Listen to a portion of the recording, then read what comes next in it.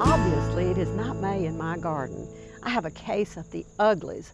Let's look at what we can do now to make things come out better next year. Well, we're into September in the perennial gardens. A lot of things can be done now, and Carla Keene is the horticulture and small farm coordinator with Tennessee State University here in Montgomery County.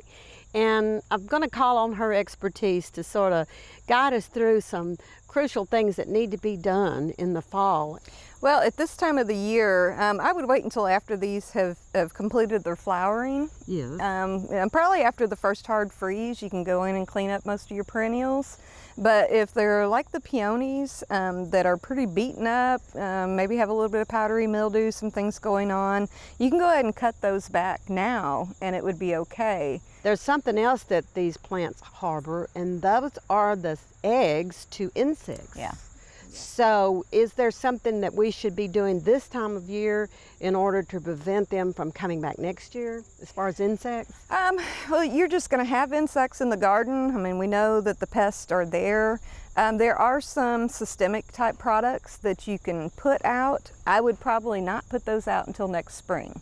Everything is getting ready to shut down at this time of the year. They're going into fall, they're going to go into dormancy. Mm-hmm. So if you put a chemical on that's a systemic, it's really not going to do any good. You're going to cut it off and you're going to throw it in your compost pile. That's right, because it's got to go down. So yeah, it needs to be put on when the sap is rising or the new plants are coming up in the spring. Mm-hmm. Then that insecticide can work its way through the plant, and then when the insects come in and they try to feed on that plant, it kills them because they take in the insecticide that way. Okay. So just a good cleanup at this time of the year is always good. Cutting back your perennials. If you have any weeds in your bed, trying to get rid of those weed seeds so that they don't come back and be a problem next year. So just a good general garden cleanup, and then, you know, put a 2 or 3 inch layer of mulch.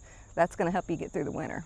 Okay, well now you mentioned weed seeds. Mm-hmm. I think it's good for gardeners to understand the things that are giving them problems that are actually perennial weeds. Right. Versus those that come back each year by seed. Right. And I discovered a few years ago a product called Weed Impede, and I did use it. And I saw very good results, especially in my rock walkways. I had some invasive grasses, and for sure, so, and to have that sprayed in your daylilies or your iris beds, I think it does recommend a fall application, but I found that it worked really well. Well, I see that I also have iris in here. Do you recommend dividing them in the fall? Oh yeah, you can. Most of your perennials can be divided either early fall or early spring. This time of year when it's still kind of hot and dry out, if you're going to divide your perennials, make sure that you've got another place for them to go. Put them into the ground, get them watered in so that they'll get established before our cold winter temperatures set in. Yeah, and we don't know. And we don't know. Yeah, it's about mid-October we usually get a good hard frost, and then we'll get what you call Indian summer, where it warms up again and it's nice. So, okay. Let's move forward just a little bit, fast forward. Okay, it's been cleaned off. What do you recommend as far as any fertilization or mulch for this type of perennial border? Okay, usually on this type of border, even for just your perennials, now for woody ornamentals, we also recommend this too, to not fertilize at this time of year. You don't want to encourage a lot of new growth that could get frozen back by our first frost, and also the nutrients, especially the nitrogen, will leach from the soil, and you know, it just goes into our groundwater and becomes a environmental issue. What about the phosphates that will produce better, brighter flowers? Right. Your phosphorus can be put down now. Your lime can be put down now, and that's, you know, there's really not a problem with that. Really, it's your products that are high in nitrogen that you want to avoid at this time of the year because they're just not used up by the plants. Or if they are used up, you encourage that new growth, and then you have winter kill, you have winter damage to your plants. Okay, Carla, here we are in the Annabelles. What are we going to do? All right, with your hydrangeas, a lot of different varieties of hydrangeas, so you do want to know what type you've got.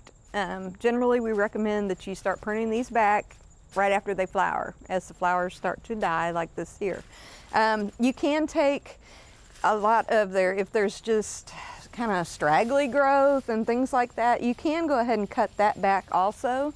But usually they will bloom on new wood.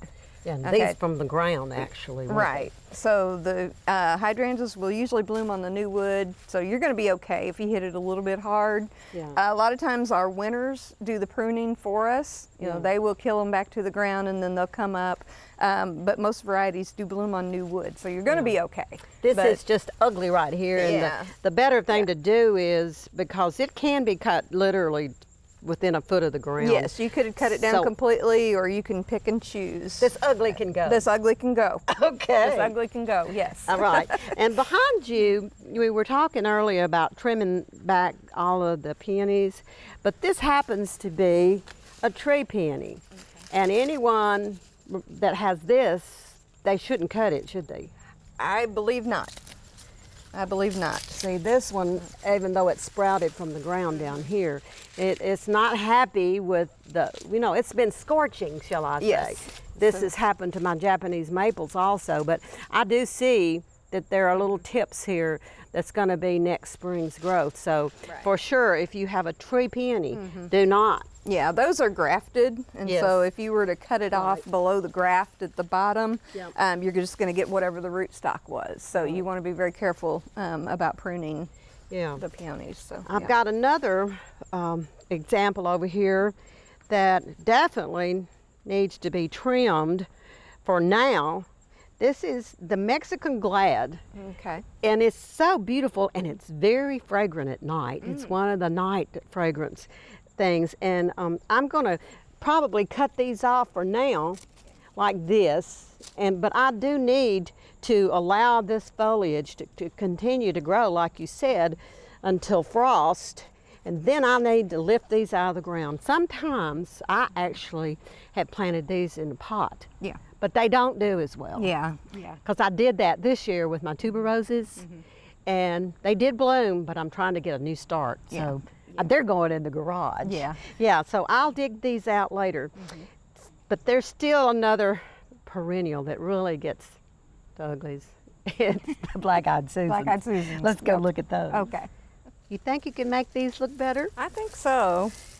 I think on the black-eyed Susans, we can just go ahead and cut all this ugly stuff out. And you don't want to pull up the whole plant because you want your plants to come back next year. So we're just going to cut them down to the ground as close as we can. Get rid of all this ugly dried up growth.